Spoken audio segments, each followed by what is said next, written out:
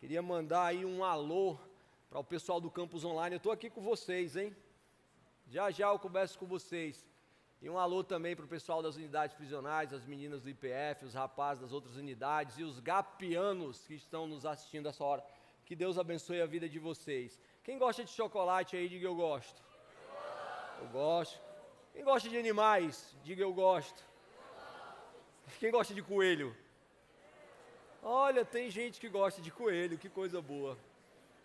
Bom, eu também gosto de chocolate, eu não tenho tanta afeição com coelho, nunca conheci um. Mas eu quero dizer que a vida do coelho não é mais importante do que a vida que Jesus deu a mim e a você. E que o chocolate não é mais saboroso do que o Espírito Santo de Deus. Então, se você não sabia, eu sei que você sabe, você está na igreja, a Páscoa não é sobre isso. A Páscoa é sobre um grande plano que foi estabelecido e que se cumpriu e, como eu disse, se cumpre a cada dia mais. Um grande plano, não é pequeno, é um grande, é enorme. Eu acredito que não dá nem para medir esse plano. Eu me lembro que a minha conversão, ela veio através de uma senhora que olhou para mim e disse assim: Deus tem um plano na sua vida. Um jargão comum no meio evangélico. Deus tem um plano. Quem já ouviu que Deus tem um plano para a sua vida aí? Levante a mão. Aí no Campus Online, diga eu. Aí tem gente que diz assim, certo, Deus tem um plano. Qual é o plano? Qual é o plano? Por que eu tenho sofrido tanto? Por que tanta coisa tem acontecido? Por que tem demorado tanto? Ei, o plano de Deus era um, mas tantas coisas aconteceram até esse plano ser cumprido. Eu acredito que o plano de Deus é igual ao Waze. Ele vai te deixar aonde você quer, mas ele vai te levar por alguns caminhos que você não esperava passar. Mas ele vai se cumprir. Então tem um plano de Deus para a sua vida. Muitos de nós já conseguimos enxergar esse plano, outros ainda estamos buscando esse plano. O fato é que eu vim falar sobre o plano de Deus. Então hoje a parte 1 da série, Um Grande Plano. Ou melhor dizendo, o grande plano. Falando em plano, é impossível não lembrar Jeremias 29:11, quando ele diz, pois sou eu que conheço os planos que tenho para vocês, diz o Senhor, planos de fazê-los prosperar e não lhes de causar dano, planos de dar-lhes esperança e um futuro. Interessante que esse é um versículo tirado de um capítulo do livro de Jeremias, que fala de um plano que parece que está dando errado, porque o povo está indo preso. E Jesus não, Deus está dizendo, se bem que Deus é Jesus, está valendo. E Deus, Ele está dizendo assim, olha, vocês estão indo para onde parece não ser bom, mas mesmo assim eu tenho um plano. E o plano é que vocês prosperem naquele lugar. Gente, a grande obra de Deus começa lá no Gênesis. A propósito, uma grande oportunidade para estudar o Gênesis. Na verdade, essa pregação é uma grande oportunidade para entendermos um pouco da história até chegarmos na realização desse plano. Gênesis 1:1 diz assim, no princípio Deus criou os céus e a terra. No plano da criação, existiu a formação do ser humano à imagem e semelhança de Deus. Você já ouviu falar sobre isso? A propósito está escrito. Deus, quando criou o homem, Ele criou para o homem legislar sobre todas as coisas, sobre todos os animais, sobre tudo o que estava escrito lá no Gênesis, no capítulo 1. E aí eu estou aqui para contribuir com a vida de vocês e com a vida de vocês, para responder duas perguntas acerca desse plano. A primeira pergunta é, por que o plano? Por que Deus, Ele tinha que ter um plano? Se tudo era tão perfeito, se tudo era tão maravilhoso, tudo era tão bonito, se você ler o Gênesis, o capítulo 1, você vai perceber que tudo que Deus fazia, Ele dizia, ficou bom. E eis que terminou o segundo dia e Deus viu que o que Ele tinha feito era bom. Só que lá no versículo 30, Ele diz assim, e eis que tudo era muito bom. Tem uma coisa interessante nisso. tudo era bom. Mas quando Deus criou o homem, ele disse que era muito bom. Isso fala muito comigo e faz parte do plano de Deus, porque muitos de nós nos maldizemos, muitos de nós nos julgamos inferiores, julgamos as nossas capacidades. Quando nós fazemos isso, nós estamos colocando de lado o plano de Deus na nossa vida. Quando Deus criou você, Ele olhou para você do jeito que você é, do jeito que você é, e Ele disse, ficou muito bom. Não foi pouco, ficou muito bom. Ei, faz parte do plano de Deus que eu e você também entendamos isso, foi muito bom. Não é pouco bom não. Aí o Senhor fez um jardim maravilhoso. Era o lugar onde Deus visitava, Deus andava, Deus falava audivelmente, Deus conversava com Adão audivelmente, fronte a fronte, face a face. Ali ele estava construindo um relacionamento com o homem, e o homem construindo o relacionamento com ele, porque no plano de Deus o relacionamento com ele é fundamental.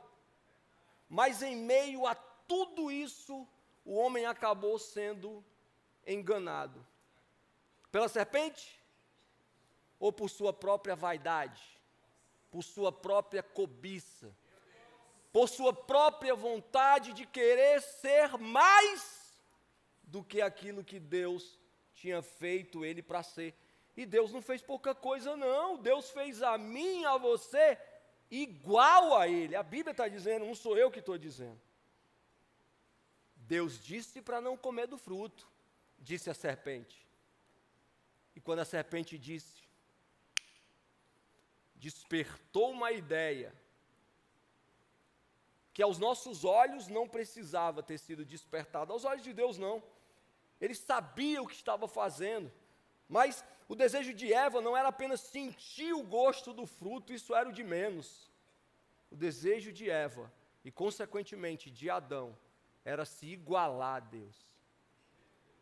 Era querer parecer com Deus.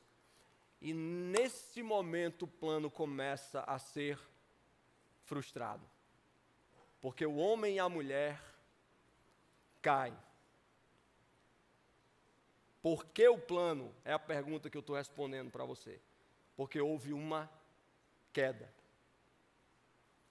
Se você ler lá em Gênesis 3, versículos 5 e 6, olha isso. Deus sabe que no dia em que dele comerem, seus olhos se abrirão, e vocês, como Deus, serão conhecedores do bem e do mal. Quando a mulher viu que a árvore parecia agradável, que era atraente aos olhos, e além disso desejável para dela se obter discernimento, tomou do seu fruto, comeu-o e deu ao seu marido, que comeu também. Ei, ela viu aquilo que pareceu. Talvez o plano de Deus na sua vida, ele tenha sido atrasado, ou ele tenha sido desviado, porque você está olhando coisa que não deve. Porque você está julgando aparências que parecem coisas boas, mas não são. Aí você vai perdendo a sua referência. E quais são as duas maiores perdas de referência quando eu, como Adão e Eva, olho, desejo, tenho vaidade, quero ser igual a Deus? Ei, como é que é isso aqui nos dias de hoje? Como é que é isso aqui nos dias de hoje? É quando o Espírito Santo diz para você, não faz isso, e você faz porque você toma a sua própria decisão. É quando você sabe que o caminho não é esse, mesmo assim você vai tomando a sua própria decisão. É quando você legisla em sua vida, em lugar de perguntar a Deus, Deus, eu faço isso ou eu não faço? Ei, tem muitos de nós iguais a Adão, iguais a Eva, tomando as próprias decisões, pelas próprias vontades, para alimentar as próprias vaidades. Você que está na unidade prisional sabe o que eu estou dizendo.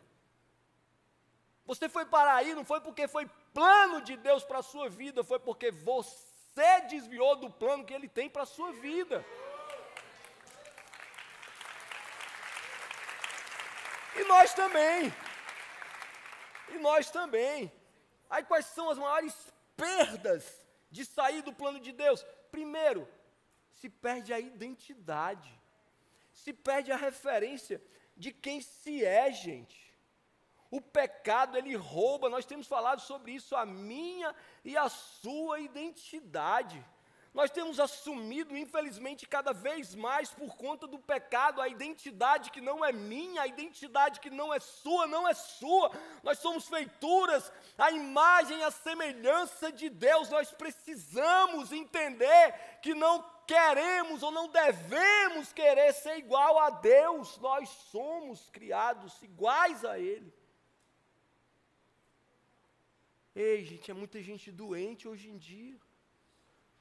Eu estava aqui hoje de manhã assistindo o culto e eu comecei a orar, pedindo para Deus restaurar a identidade das pessoas, quiçá da minha própria identidade, porque nós temos tido referências humanas, fazendo com que eu e você nos comparemos a coisas e pessoas que simplesmente parecem. Ei, você não precisa disso. De verdade, você não precisa fazer parte de um grupinho para parecer ser alguém daquele grupinho, você não precisa. Ei, a 13, seja o diferentão da sua escola. Ei, a 13, seja o diferentão da sua faculdade.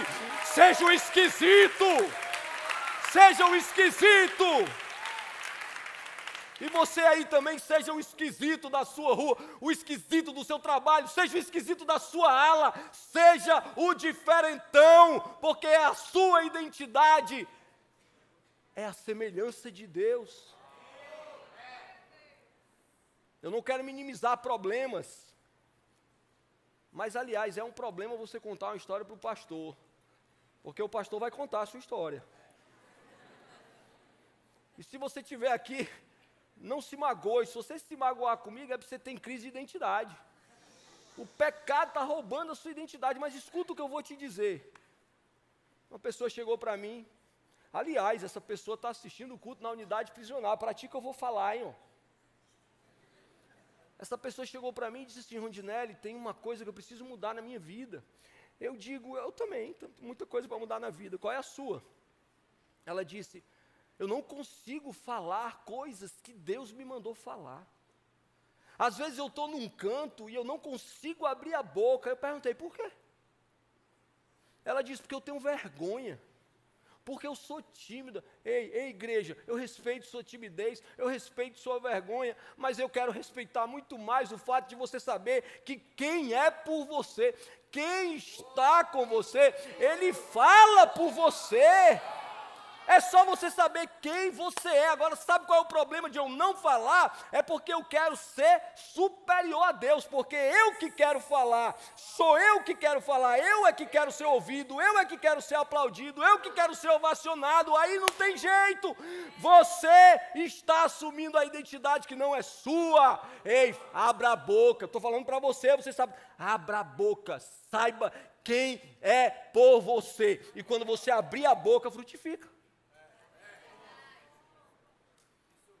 Se nós soubéssemos, ou se nós soubermos qual é a nossa identidade, a gente não tem dúvida. Aí, Adão e Eva, querendo ser maior do que Deus ou igual a Deus, eles pecam e perdem a referência que Deus tem para eles. Primeira coisa que a gente perde é a identidade. A segunda coisa, a vida. Perde a vida. E essa é uma das maiores consequências do pecado. O ser humano foi criado para viver eternamente, gente. O pastor Costa tem falado muito sobre isso. Nós vivemos uma vida pela eternidade. Tem uma mentalidade de eternidade. Saiba que não é sobre isso aqui, é sobre a vida eterna. Vou contar uma coisa para vocês aqui, ó. Quando eu comecei a servir na unidade prisional, eu orava muito para que eles fossem libertos.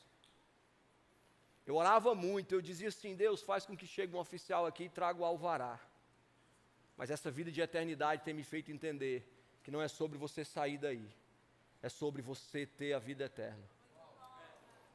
Pode ser que sua pena seja tão grande que você não vai sair daí, mas quando você fechar os olhos na terra, que você abrir os olhos no céu, você vai estar diante do seu Pai.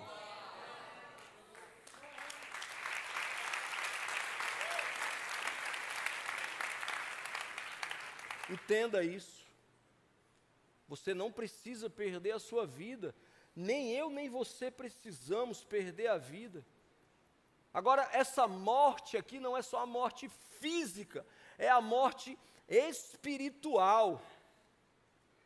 E você sabe o que é a morte espiritual? É o afastamento da presença de Deus. Como é que isso acontece, meu Deus? Uma vez, quando eu me converti, eu andava com a minha Bíblia debaixo do braço. Eu tenho uma Bíblia até hoje. Gente, eu sou veterano, viu? Assim, eu pareço novo porque eu pintei a barba. Eu andava com a minha Bíblia Thompson debaixo do braço. A minha Bíblia Thompson, ela é anotada por mim mesmo. Já viu? Bíblia anotada por Rondinelli. E aí, um belo dia, eu esqueci minha Bíblia. Aí liguei para a igreja. Eu esqueci minha Bíblia. Eu esqueci minha Bíblia. Alguém sabe da minha Bíblia? Não localizaram a minha Bíblia. E eu me perguntei, Deus, será que existe ladrão que rouba a Bíblia? Eu fiquei confuso, será que isso é um pecado? Ou pelo menos que se converta essa pessoa. Alguns dias se passaram, aí chegou uma irmã para mim com a minha Bíblia na mão. Aí ela estendeu a mão assim e disse assim, Rondinelli, você está morrendo espiritualmente.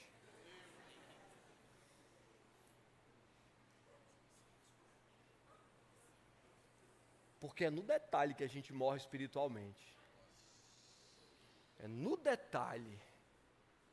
Já viu? Você conhece a metáfora da rã que morreu fervendo? Se você não conhece, eu vou dizer. E se você conhece, escute de novo. Deus quer falar contigo. É mais fácil você ceifar a vida de uma rã jogando-a dentro de uma água quente, fervendo, ou colocando-a dentro de um ambiente gelado e esquentar essa água? A rã vai morrer sem saber nem o que está acontecendo. Quando ela der fé, ela já está fervida. Eu ia dizer assim, quando ela der fé, as tripas já estão, mas eu não sei se rã tem tripa. Não poderia falar, né?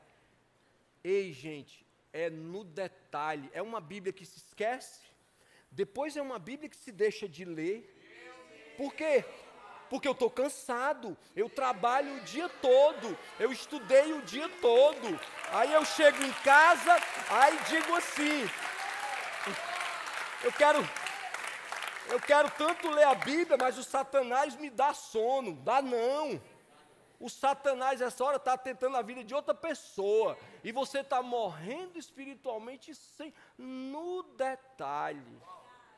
Porque foi no detalhe que Eva e o seu senhorzinho lá, o Adão, eles morreram. Aí você ganha um emprego. Aí esse emprego, ele te paga bem. Aí você vai para aquele emprego e aquele emprego começa a te infectar. Por quê? Porque você chegou agora e não sabendo quem você é, qual é a sua identidade, você quer aparecer com aquelas pessoas. Aí você vai se afastando. Aí é no detalhe, não, aí deixa de vir um domingo para a igreja, aí deixa de clicar no link um domingo, aí vai morrendo, aí é no detalhe, é só no detalhe. Aí vai ser, hoje ligou uma pessoa para mim, uma pessoa esses dias, eita, gente, não conte sua história para mim não, que eu vou contar aqui. Uma pessoa chegou para mim e disse assim, eu estou precisando de oração. Aí eu disse, diga, qual é a oração? Eu consegui um emprego, mas parece que o emprego é a Babilônia. Aí eu disse, primeiro estava orando pelo emprego, amém?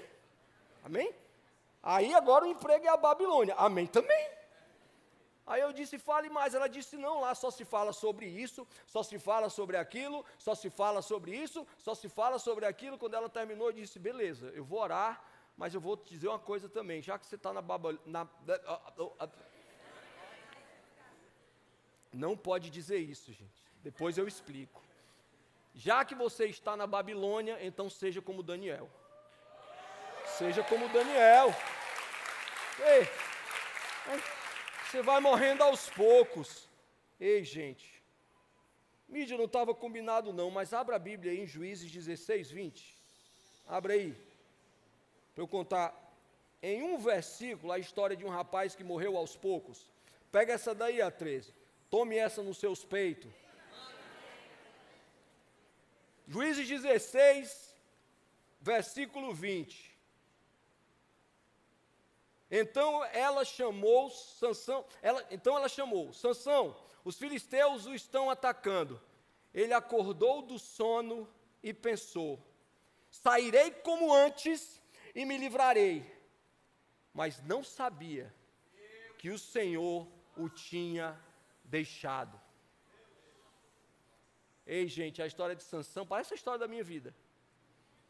E se você parar para estudar, ela parece com a história da sua vida também. Primeiro, Sansão desobedece seus pais. É no detalhe.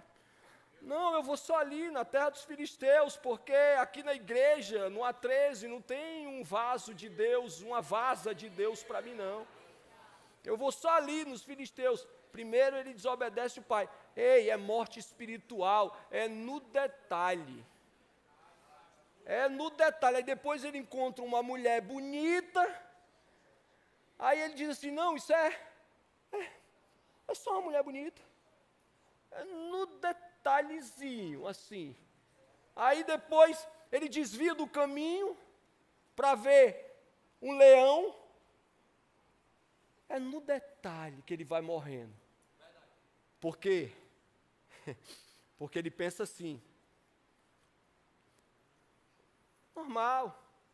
É normal. Aí chega a hora do vamos ver.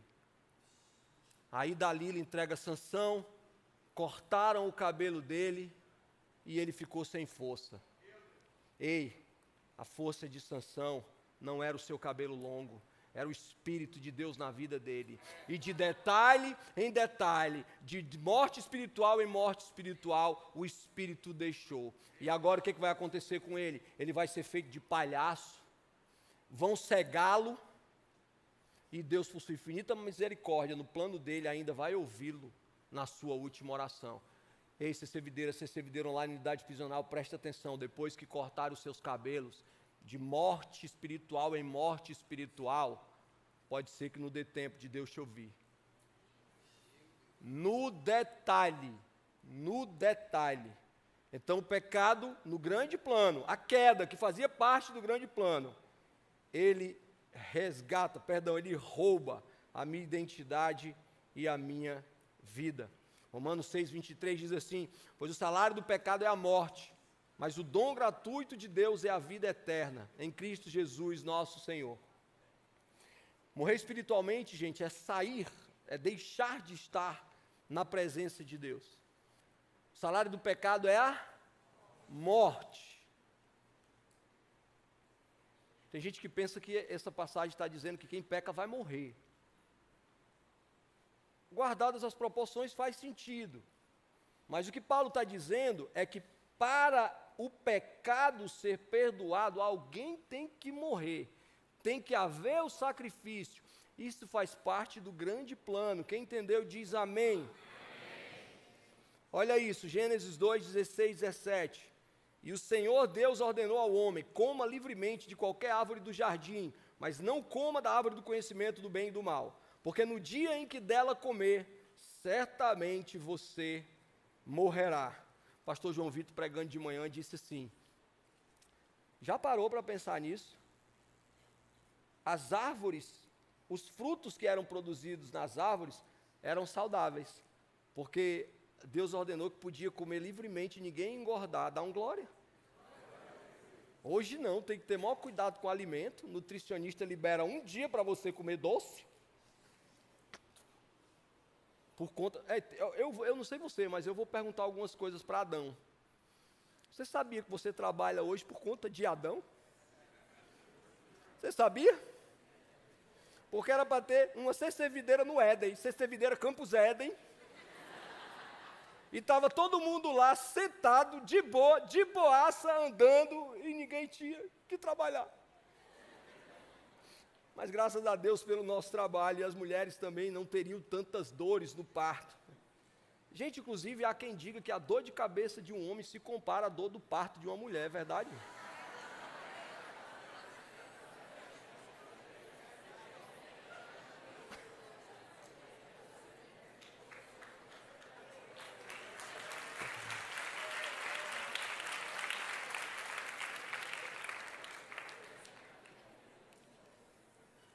Gênesis 3,19, com o suor do seu rosto, você comerá o seu pão, até que volte à terra, visto que dela foi tirado, porque você é pó, e ao pó você voltará. Isso aqui é morte real, isso aqui é morte da própria vida. Aí nesse caminho todo parece que Deus perdeu o controle. Você que lê a Bíblia, você que é crente, você não já teve a sensação de que Deus era confuso, não? Já teve. Deus cria o homem, depois ele destrói o homem. Né? Deus, mas está tudo escrito. Ele não perdeu o controle, ele nunca perdeu o controle. E Deus é tão bom que os planos dele se cumprirão, e esse plano se cumpriu, que era enviar Jesus. Isso vem desde lá de trás. Quando o homem peca, que ele se cobre com a pele dos animais, um animal teve que morrer. Já teve morte. Já teve sangue, já teve sacrifício. Isso quer dizer o quê, gente?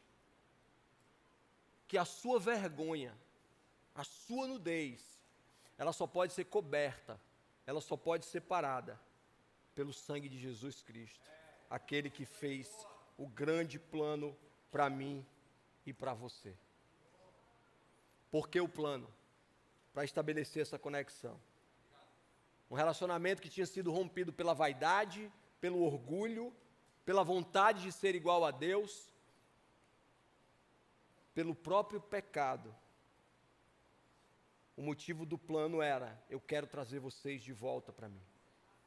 Romanos 3, 23, 26, eu não vou ler todo, só o começo diz assim: todos pecados estão afastados da presença gloriosa de Deus, mas pela sua graça e sem exigir nada, Deus aceita todos por meio de Cristo Jesus que os salva. Lá no final, no último versículo, ele vai dizer: assim ele é justo e aceita os que creem em Jesus. Então a primeira pergunta é: por que o plano? E a segunda pergunta que eu quero responder é: qual era o plano? Qual era o plano? Romanos 5, 18 e 19 diz assim: consequentemente, assim como uma só transgressão resultou na condenação de todos os homens, assim também um só ato de justiça resultou na justificação que traz a vida a todos os homens. Logo, assim como por meio da obediência de Adão, um só homem, muitos foram feitos pecadores, assim também por meio da obediência de um único homem, muitos serão feitos justos. Qual era o plano? Na verdade, a melhor pergunta aqui não é qual era o plano. A pergunta é: quem era o plano? Quem era o plano? Jesus, o seu filho, o seu único filho. O plano era uma pessoa.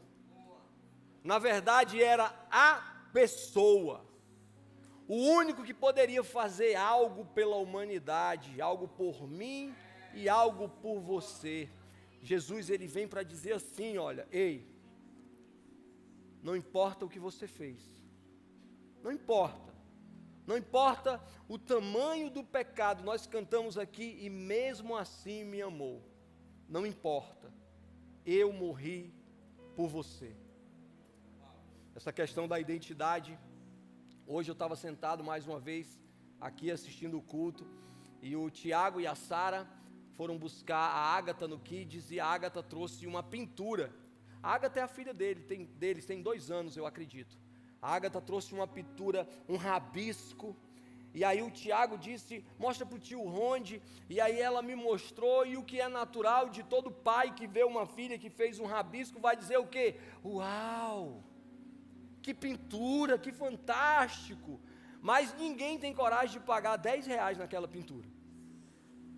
Agora, se você pegar um Picasso, por exemplo, ou um Van Gogh, por exemplo, e ver um monte de rabisco que só os artistas entendem, e dizer que aquele quadro vale R$1 milhão, as pessoas pagam. Por quê? Porque não é o quadro em si, mas é quem assina aquele quadro. Ei, a sua vida foi assinada por Deus.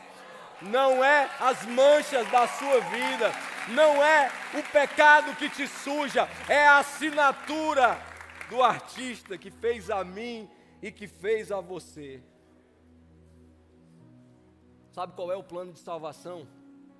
O plano de salvação, ele está lá em Gênesis 5. Também não estava preparado, mas vem comigo aí, House. Gênesis 5. É uma leitura extensa, eu quero que você pense comigo. Este é o registro da descendência de Adão. Vem comigo, eu estou falando do grande plano. E eu estou dizendo agora quem é o plano, escuta isso. Este é o registro da descendência de Adão. Quando Deus criou o homem, a semelhança de Deus o fez, homem e mulher os criou. Quando foram criados, Ele os abençoou e os chamou homem. Vem comigo, se você tiver Bíblia, marque isso, porque isso vai ser importante na sua vida. Aos 130 anos, deixa eu te pedir um favor, cada nome que eu citar você repete, pode ser? Vem comigo, aos 130 anos, Adão gerou um filho, repete também no campus online, repete também na unidade prisional. Gerou um filho à sua semelhança, conforme a sua imagem, e deu-lhe o nome de Sete. Ok, eu vou continuar. Aos 105 anos, Sete gerou Enos. Depois que gerou Enos, Sete viveu 807 anos e gerou outros filhos e filhas, e depois morreu. Aos 90 anos, Enos gerou Cainã. Depois que gerou Cainã, morreu. Versículo 12, aos 70 anos, Cainã gerou Malaléu. Depois ele morreu. Versículo 15, Malaléu gerou Jared. Vamos seguir. Jared gerou Enoque. Enoque gerou Matusalém. Vocês estão desanimando por quê? Não desanime não. Não desanime não. Enoque andou com Deus 300 anos e gerou outros filhos e filhas, viveu 365 anos. Enoque andou com Deus e já não foi encontrado porque o Deus havia arrebatado. Aos 187 anos, Matusalém gerou Lameque. Depois ele morreu. Aos 182 anos, Lameque gerou Noé.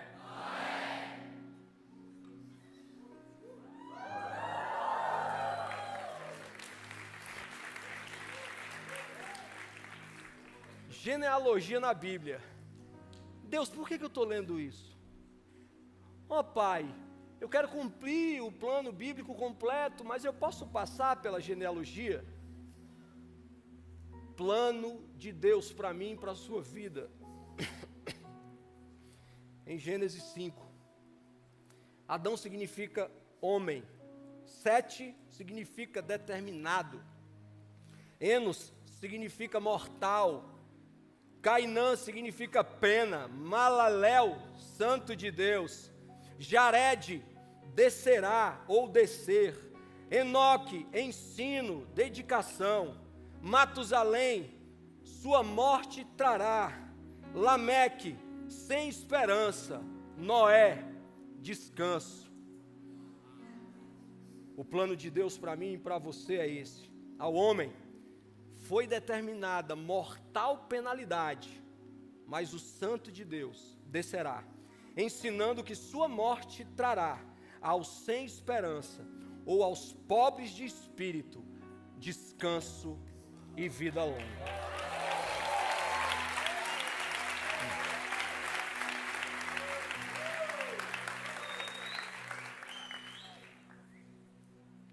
Esse é o plano de Deus para mim e para você. E tem uma frase que está martelando na minha cabeça que eu quero te dizer.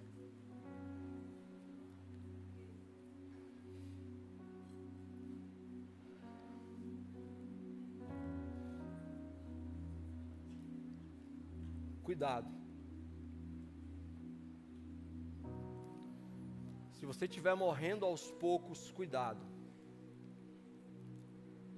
Cuidado. Essa frase ficou na minha cabeça, o Espírito Santo disse: Rondinelli, diz isso de novo. Não deixa cortarem o teu cabelo. Não deixa cortar o teu cabelo. Eu ministro sua vida, o desejo. Eu ministro sobre sua vida o desejo de Davi. Uma coisa eu peço ao Senhor, e eu vou buscá-la, que eu possa habitar na sua presença todos os dias da minha vida, porque é aí que você tem vida, é aí que o plano se cumpre, é aí que você conhece a vida eterna. Eu quero que você fique em pé. Pessoal na unidade prisional, se você não distribuiu ainda, pode distribuir a ceia agora.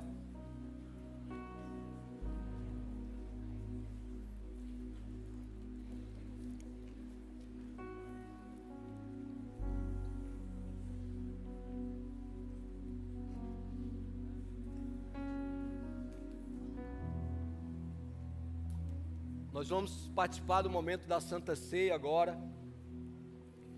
E antes de começar, eu quero dizer para você que não é sobre você ser perfeito, ou sobre você ser perfeita.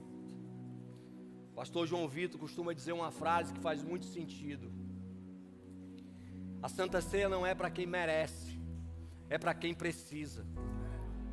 Porque se formos olhar merecimento, ninguém merece, todos pecamos.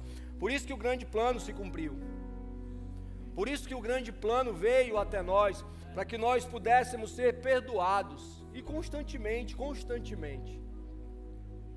A Santa Ceia é sobre recomeço. Não é uma questão de fazer parte ou não de uma igreja, é questão de saber desse grande plano, que Jesus veio por mim e por você.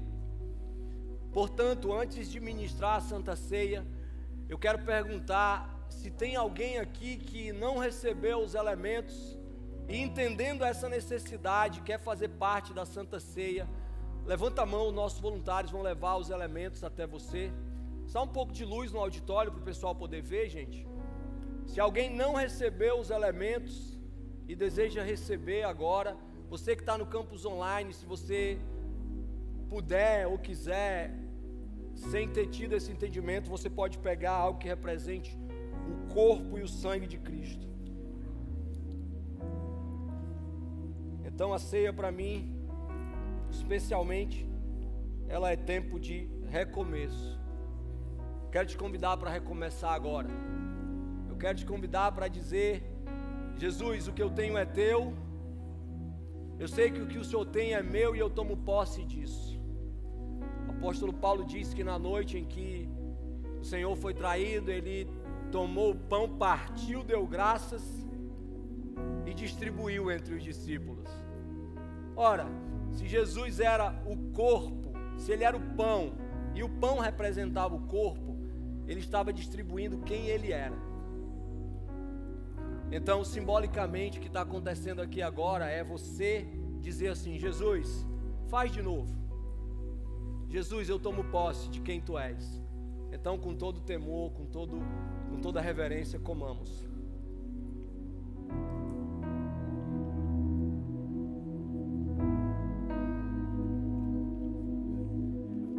Obrigado, Jesus. Depois ele tomou o cálice, deu graças e disse assim: esse é o meu sangue que vai ser derramado por vocês. Aí ele diz: é o sangue da nova aliança. Ei, uma nova aliança surge a partir desse grande plano. E uma nova aliança pode surgir agora, na minha e na sua vida, amém?